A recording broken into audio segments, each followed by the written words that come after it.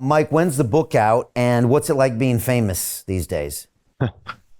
Well, so the book is probably not going to be until late 2025. There's so much that goes into it. I really want this to be something that lasts generations rather than months or years. I'm creating it to be a sort of timeless, almost biblical account of the origins of all of this and who the main players were and all the, I want a lot of this is video driven because of all of the, so much of this was done, live. So there's a whole complex bibliography and archiving system to be able to, create a companion to it all to bring it to life. So that is very much a work in progress. Before I get to the sort of, I don't really feel to me, I'm the same, as I was 8 years ago. I can't forget where I came from in this because I feel like pursuing this, really kind of took everything from me on a personal level. I almost don't.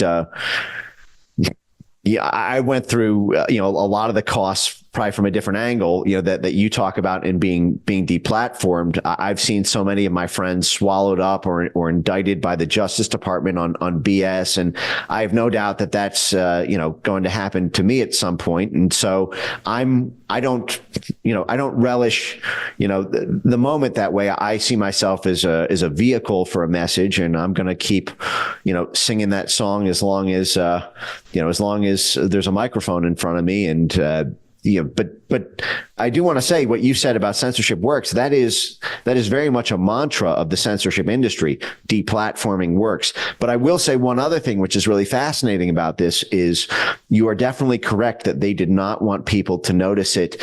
And even though deplatforming works, the backlash against it, because people understand the censorship, is something that millions of dollars went into trying to stop in the first place. And I'll give you one great example of this. In 2019, when the first real big scalp started to be taken on censorship, in late 2018, Alex Jones was taken off of YouTube, for example. And whatever your opinions on Alex Jones are, the fact is at the empirical level, the stats don't lie. Alex Jones's YouTube account had more views than all of CNN's. So CNN was a network that had been around since, the 1980s. And, they had less views than the 2 billion than one person, Alex Jones. And so when he was taken off in late 2018 and a bunch of others, high profile accounts were, this backlash, first started. And DARPA, I'm not even joking, DARPA started to pour money. The U.S. Pentagon, the Department of War, renamed the Department of Defense in 1948, our military establishment started funding research science on how to stop the so-called martyr effect of martyred individuals who were censored on social media.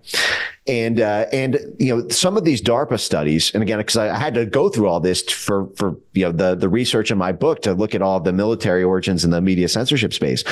And these DARPA proposals, some of these were amazing. It was like 4 different techniques for how to censor without creating the martyr effect. So, and this is in 2019.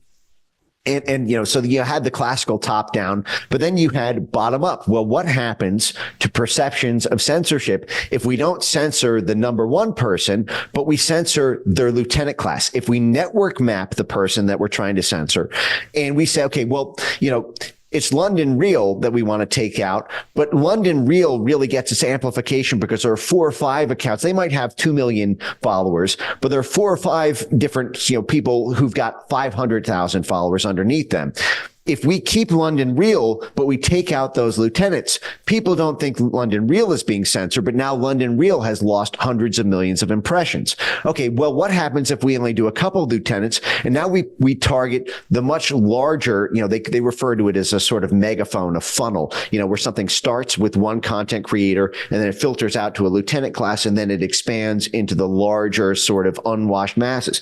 Well, what if we network map the misinformation community of, say, COVID, vaccine critics? And so we've got the number 1, the number 2, and then we've got this, sort of wider funnel. What if we leave the number 1 and the number 2 class, but we do a random partial 30% reduction. We basically censor all these tiny accounts who've only got a couple hundreds or a couple thousands of followers. Then that will greatly reduce the message, and no one can say that censorship is happening in the vaccine space there, because why does this person still have their account? Not knowing that the frigging military itself has come up with a plan to reduce that message, because it's the smaller accounts and they're leaving the figurehead in place, but they're effectively neutering that one by design to kill the martyr effect so that you don't see the censorship that's being put in place. And the math that goes into this is extraordinary, by the way, in order to have the computer scientists translate that, right, into an actual algorithm. That's wild. Not to mention the self-censorship that will be imposed on the number ones and twos. When they see some of the smaller players getting taken out, they'll start thinking twice about what they're going to say. I guess advertisers, the government was working with the advertisers to kill the ad revenue. It's so dirty, but maybe a story for another day. I never even said it was actually the BBC that actually blew the whistle on us and kind of pressured YouTube to take us down that day. And you can go really down the rabbit hole on that one. They're the fourth quadrant in the whole of society. Exactly. They work with the government. Exactly. Look, I really appreciate everything you're putting out there, Mike. This is really, again, revelatory stuff in a world that's seen a lot of, our eyes have been opened a lot in the last couple of years, but your stuff is fascinating. So I'm looking forward to the book. I'm glad you're going to spend time on it. And please keep putting these ideas out there. For me, it really helps me understand everything that happened. Still makes me upset about it. And we're going to keep going here regardless. So again, we're going to keep broadcasting. We are still broadcasting, and they can try to ban us. They can take us down, but we're just not going to stop. And again, you never know what's going to happen. And again, sometimes they can't silence you. Sometimes when they silence you, it blows up in other ways. Our film is now doing extremely well, and we're using that as a weapon. We are using our deplatforming, and we're actually weaponizing that to go push it back into their faces. And again, look at what Elon did. Look at Elon putting Alex Jones back. There are some real rays of hope out there, and a lot of people are waking up. So I'm super optimistic. Thanks for doing what you do. It's Mike Benz Cyber on Twitter, right? Yep, all one word. And I'm hyperactive there. You can find me there every day. So Jim Rickards has just recorded a video that's not available to anyone in the public, and he's going to be talking about how this upcoming recession is going to be fast, it's going to be bloody, it's going to be nasty. But at the same time, he's going to show you how you can position yourself to profit from all of this chaos. Now, we've made this video only available to our viewers. Go to londonreal.tv/Jim. Watch that immediately. I can't say enough good things about Jim Rickards. He understands the global economic system better than any guest I've ever had on London Real. His predictions are almost uncannily true, and you can learn how to profit from his vision, from his expertise, and his understanding of economics. So go to londonreal.tv/Jim or click the link below. It's an excellent, excellent look on what's going to happen in the future and how you can position yourself to profit from that. Jim is one of the best in the business, one of my favorite guests on London Real, and he's very, very good at predicting the future and showing us all to profit from it. So click the link, and I hope you enjoy. Hey, do you want to profit from crypto? Then join my DeFi Academy. The Crypto DeFi Academy will help you create generational wealth. But don't take my word for it. Listen to my students. When I first got into crypto, I remember thinking to myself, I need to learn more. Brian Rose, learning crypto, learning DeFi, gotta do it.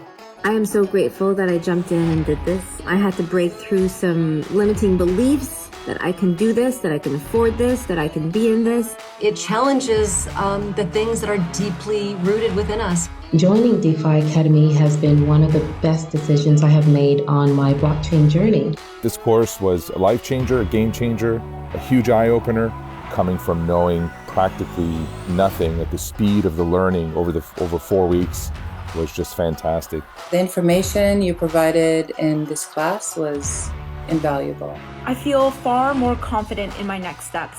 You took complex concepts and made them easier to understand. What's different than so many other ones is it just doesn't tell you what to do. It actually makes you do it. This is for people who are serious about becoming traders. This is the way it should be done. I realized from this learning experience again that It is not about what you learn, but about who you learn it from. The energy was insane. I've never experienced such incredible energy on a live call. Brian Rose, you are a legend, my friend. It's the only thing in the market where you can get all information and learn everything what you need to know. Everything is so clear and so well done, and I'm just forever grateful for this program. It made me feel so much more confident about crypto than I did before. I did not anticipate how passionate I was going to become about it. It's also been like a big learning experience for me, not just in the crypto space, but just in overall balance of life. What I've learned is, how to take ownership, of my life in a way that I really hadn't before. Yeah, you can't put a price on that, really. I would recommend it to anybody, top notch. Excellence does not come cheap. So if you want excellence, you gotta pay for it, but it's so worth it. Pull the trigger. That's what this course is about. You're not going to regret it, really. It's amazing. Thank you, Brian and team. So what are you waiting for? Crypto is happening now. Click the link below, submit your application, and let me mentor you on how to create generational wealth and build the decentralized financial infrastructure of the future.